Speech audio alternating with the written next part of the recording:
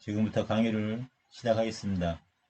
오늘은 그 108페이지 3장, 3정과 구종식가 여기서부터 강의를 하겠습니다. 여기 지금 구종식가 요약표를 화면에 나타냈는데요. 여기서는 특별하게 여러분들이 기억하실 만한 것은 이름 정도 이런 게 있다. 앞으로 이 하나씩 하나씩 배울 거니까 여기서는 이름 정도 이해하시면 될 것 같고, 그 다음에 이 과수가 몇 개인가 한번 보세요. 얘 보면 원수가가 119개, 중심가가 218개, 비용 지일가가 82개, 삽배가가 75개, 요구가가 65개, 묘성가가 16개, 결제가가 9개, 팔정가가 16개, 보금가가 60개, 반응가가 60개. 이거 도합 이게 720개거든요. 729개라고 부르죠, 우리가. 그러니까 여러분들이 점을 쳐보시면 딱 그 720개 범위 안에 다 들어가요. 그러니까 우리가 점치는 내용은 사가 3전이 천지반도 포함해서 딱 720개인데 개수는 별로 안 되잖아요. 다른 그 역학 학문에 비해서. 근데 이상하게 어렵게 느끼는 것은 그 태어난 그 본명하고 또 행년이 사람마다 다 다르잖아요. 그러니까 가스는 720개여도 사람마다 본명과 행년이 다르기 때문에 좀 그것 때문에 좀 어려운 게 있고요. 또 체계적으로 배우지 못해서 또 유기문을 어렵게 생각하는 부분이 있고 그런 것 같습니다. 그러니까 가스는 720개밖에 안 되니까 여러분들이 조금만 그 체계적으로 공부를 하시면 별로 어렵다는 생각은 안 듭니다. 그리고 여기 구종에 9개가 있고 식과에 10개가 있는데 여기 보면 적극법만 원수가하고 중심가로 나눠지고 나머지는 이름이 다 비슷합니다. 여기 지일법 같은 경우는 비용 지일가, 사패법은 사패가 다 비슷하죠. 그러니까 적극법에서만 원수가하고 중심가로 나눠진다.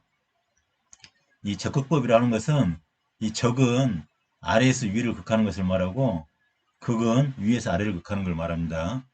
그 차이만 아시면 그 이 표에서는 다 이해했다고 할 수가 있습니다.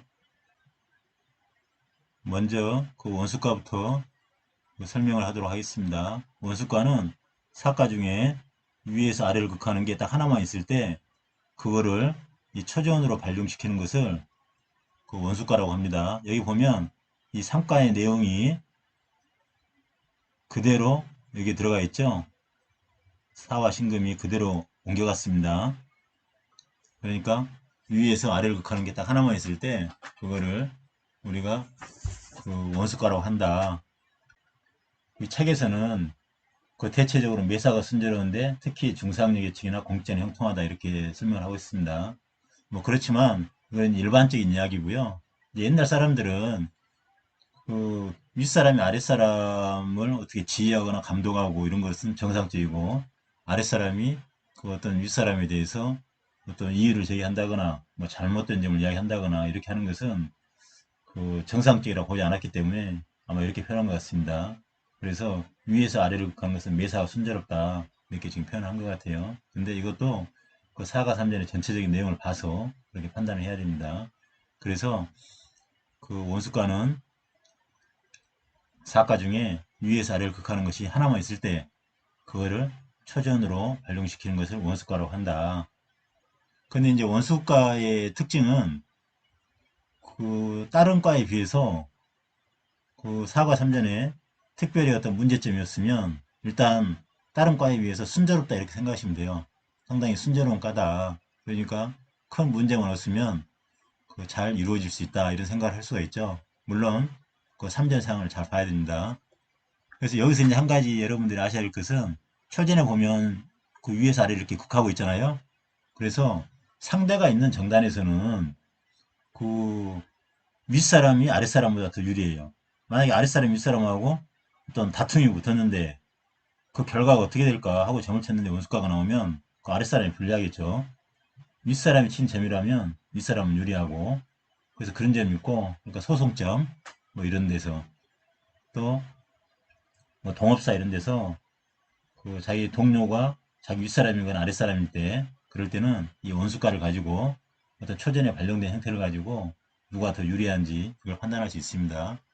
그래도 그 계략적으로 그렇게 말할 수 있지만 항상 사가 삼전의 전체적인 내용을 보고 정단을 해야 된다. 그걸 말씀드립니다. 그 112페이지 보면 원수가의 특징이 이렇게 나와 있습니다. 여기 보면 그, 그 가부터 시작해서 쭉 있는데 이거는 여러분들이 읽어보시면 다 이해를 하실 수 있을 거예요. 여러분들이 읽어보시면 다 이해를 할 수가 있는데 이거는 지금 당장 그 외우실 필요는 없고요. 이 정단을 자꾸 하다 보면 아 이래서 이런 말이 나왔구나 그렇게 이해할 수가 있거든요. 그러니까 지금은 아 눈으로만 보시고 나중에 그 정단을 직접 하시면서 하나씩 이해를 하시는 게 좋을 것 같습니다. 이 중심가는 그 원수가하고 다르게 이제 그 사과의 상황이 아래에서 위를 극하는 걸 찾으면 됩니다. 여기 보면 아래에서 위를 극하는 게 그 일가밖에 없죠. 일가에 보면 간목이 이렇게 술토를 극하고 있습니다. 이과, 삼과, 사과는 그 서로 그 상생관계 있죠. 그래서 아래에서 위를 극하는 것을 이 처존으로 하는 것을 중심가라고 한다. 근데 여기 한자를 보시면 아시겠지만 중심가는 이 거듭 중자에다가 살필 심자를 썼어요. 그래서 중심가가 나오면 거듭 살펴라. 그러니까 보통 그 이게 옛날 사람들하고 사고방식하고 관련이 있는데 이 중심가는 아래에서 위를 극하는 것이기 때문에 어떤 순리에 어긋난 어떤 그런 일이 정단할 때 많이 나와요. 순리에 어긋난 거. 그러니까 그 스무스하게 지나가는 그런 게 아니고 뭔가 그 아래에서 위를 치고받는 그런 형상을 많이 띠고 있습니다. 이 초전의 상황을 보면 여기 이렇게 아래에서 위를 극하고 있잖아요. 그러니까 뭐 소송이 붙으면 아랫사람이 유리하다. 뭐 동업사에서도 그 윗사람이 아랫사람하고 동업을 할 때 누가 더 유리한지 이런 관계를 나타낼 수가 있고 근데 여기서 이제 주의할 게 있어요. 이 중심가가 나오면 이 거듭 살펴야 한다고 이야기했는데 실제 여러분들이 정단해 보면 왜 그런지 다 이해를 하실 수 있을 거예요. 뭔가 일이 그 부드럽게 이루어지지 않을 때 대부분 중심가가 나와요. 특히 천지반대를 보면 이 기인이 그 밤정단에서 이렇게 역행을 하고 있잖아요. 기인이 역행을 하면서 중심가가 나오면 일단 그 일은 하면 안 돼요. 기인이 역행하면서 중심가가 나오면 그 일은 반드시 한번 좌절을 겪게 된다. 즉 실패를 할 가능성이 많다는 거예요. 이 일이 안 풀린다. 그런 뜻이기 때문에 여러분들 중심가가 나오면 반드시 천지반도에서 기인이 순행하는지 역행하는지 봐야 됩니다. 만약에 낮정단이면 기인이 이렇게 순행하고 있죠. 기인이 순행하니까 낮정단이면 괜찮은데 밤정단이다. 그랬을 경우에는 기인이 역행하면서 중심가니까 이런 경우에는 그 일을 거듭 살피고 함부로 움직이면 안 된다. 다시 한번 검토해봐라. 그런 뜻입니다. 그 다음에 그 116페이지 보면 중심가의 특징이 쭉 나와 있는데 이거는 여러분들 한번 읽어보시고 이것도 직접 여러분들이 경험을 쌓으시면서 그 이해를 하시는 게 좋을 것 같습니다. 다음은 지일가에 대해서 설명을 하겠습니다. 이 지일가는 이 선택의 문제에 부딪혔을 때 이 지일가가 나와요. 그러니까 이 자녀가 이 대학 A라는 대학을 갈 것인가 B라는 대학을 갈 것인가 어디에 원서를 낼까 고민할 때 또는 두 군데 합격했을 때 어디를 갈까 이런 정단에서 어느 한 곳을 가야 되는 상황에 지금 처해 있잖아요. 또는 어떤 거래 파트너를 정할 때 A라는 그 업체를 정할 것인가 B라는 업체를 정할 것인가 이렇게 동류의 어떤 관계에서 하나를 선택할 때 그때는 지일가가 나옵니다. 둘 중에 하나를 선택할 때 그래서 이 지일가가 나오면 가깝고 친한 것을 선택해야 된다. 그렇게 이야기를 합니다. 가깝고 친한 것이라고 하는 것은 예를 들어서 서울대하고 연대 시험을 합격했어요. 근데 집이 만약에 신촌에 집이 있다. 연대와 가까운 신촌에 집이 있다. 그런데 그 지일가가 나오면 그 연대를 선택하라는 이야기입니다. 거리상으로 가깝죠?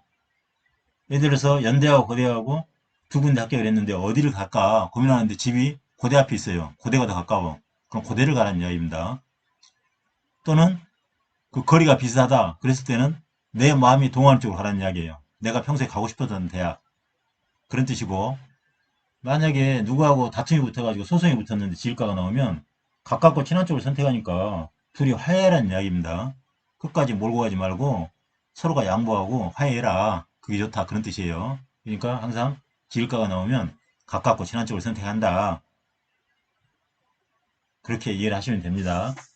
그러면 여기서 보면 지금 중심가하고 원수가는 위에서 아래를 극하는 게 한계, 또는 아래에서 위를 극하는 게 한계였잖아요.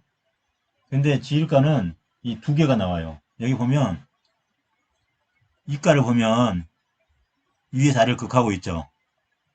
저 사가도 위에서 아래를 극하고 있죠. 그러니까 위에서 아래를 극하는 게 두 개일 때, 그럴 때 우리가 이 지일가의 가능성이 있다고 봅니다.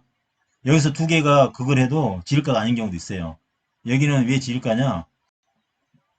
여기 보면 지금 병은 양일이잖아요. 양일에 이 묘는 음입니다. 그리고 여기 술은 양이죠. 그러니까 점친날이 양일이기 때문에, 그 점친날이 양일이기 때문에 그 가깝고 친한 쪽을 선택하는 것은 자기가 양이니까 양을 선택한다는 뜻이 있어요. 그래서 여기서는 이 술토를 선택해야 되겠죠. 그러니까 선택의 문제가 있을 때 가깝고 친한 쪽을 선택해야 한다는 게 여기서 나오는 이야기입니다. 묘는 음이고 술은 양이잖아요. 그래서 술을 선택해야 한다. 혹시 여기서 묘가 왜 음이지? 이렇게 생각하실 분 있을 것 같은데, 그런 분들 위해서 제가 여기다가 쓰겠습니다. 양은 자인진, 모신술. 이걸 양이라고 그럽니다. 그래서 그렇게 이해하시고, 그 나머지는 음이라고 보면 돼요. 묘축해, 해음이. 이거는 음이고, 자인진, 오신술. 이거는 양이다. 그래서 여기서 그 술을 선택하는 게 가깝고 친한 쪽을 선택하는 것이다. 그래서 여기도 보면 그 초전에 술이 이렇게 초전으로 올라갔죠. 그래서 지일가가 나오면 선택의 문제다. 어떤 손님이 찾아와서 점을 쳤는데 지일가가 나왔다. 그러면 뭐를 선택하시려고 하는군요. 이렇게 물으면 맞겠죠? 그럼 대부분 맞습니다. 왜냐하면 지일가는 선택의 문제에서 나오니까. 그 다음에 그 밑에 보면 지일가의 특징이 나와 있는데, 이것도 여러분들이 한번 쭉 읽어보시기 바랍니다.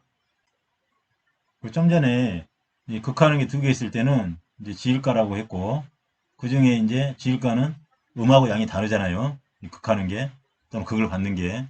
그 중에서 그 양일이면 양을 선택하고 음일이면 음을 선택한다. 이렇게 말씀드렸는데, 이 서평가는 이 정을 쳐서 서평가가 나오면 참 어렵구나. 이걸 먼저 생각하시면 돼요. 내 점이든 어떤 손님이 찾아와서 친 점이든 서평가가 나오면 지금 이 사람은 상당히 어려운 상황에 처해 있어요. 왜 어려운지 한번 보여드리겠습니다. 여기 보면 우화가 경금을 이렇게 극하고 있죠. 또 술토가 자수를 극하고 있죠. 근데 아까 지일가에서는 그 찬반의 상황이 음양으로 갈라졌으니까, 나눠져 있으니까 그 양일이면 양을 선택하고 음일이면 음을 선택했는데, 여기는 우화도 양이고 술토도 양이에요. 여기 일간이 양이죠. 그러니까 일간이 양인데 우화도 양이고 술토도 양이니까 여기는 어떤 걸 선택해야 될지 모르잖아요. 그러니까 점을 치신 사람의 상황이 어떻게 해야 될지 모르는 어려운 상황에 처해 있다. 그런 뜻이에요. 이해되십니까? 점친 사람이 도대체 어떻게 해야 될지 모르겠다. 그래서 여기 보면 경기격이라고 되어 있잖아요. 여기 보면 골견, 기회기자. 기회를 잘 봐라. 그러니까 경기격이 나오면 기회를 잘 봐서 어느 한쪽으로 가야 된다. 그런 뜻이에요. 그거를 주의 깊게 보지 않으면 크게 실수를 한다. 실패를 한다. 그런 뜻이 있습니다. 그러니까 처음부터 기회를 잘 봐야 된다. 함부로 망동하지 마라. 이런 뜻입니다. 그래서 점에서 서평가가 나오면 4가 3절 해석하기 전에 이거 상당히 어려운 상황에 처해 있다. 바로 그걸 생각을 해야 돼요. 보통 이제 여기 보면 우화가 경금을 극하고 술토가 이렇게 자수를 극하잖아요. 그럼 어디를 선택하느냐? 이 선택의 문제에 있어서는 요즘에 이제 간법에서는 그냥 그 집안 맹중계법을 적용해요. 그 맹중계법이란 뭐냐면 그 사맹신, 여기 신은 인신사에는 사맹에 들어가고 좌우묘유는 사중에 들어가죠. 그러면 여기 사맹신을 선택해 가지고 그 일과가 초전을 이렇게 발용하는 걸 말이에요. 여기 보면 우화가 이렇게 올라가 있죠. 이거를 맹중계법이라고 그래요. 그래서 그 집안의 상황을 보고 삼행신이면 먼저 발령시키고 그 다음에 삼행신이 없고 사중신하고 사계신, 예를 들어서 여기에 인이 있고 예를 들어서 여기가 술이다.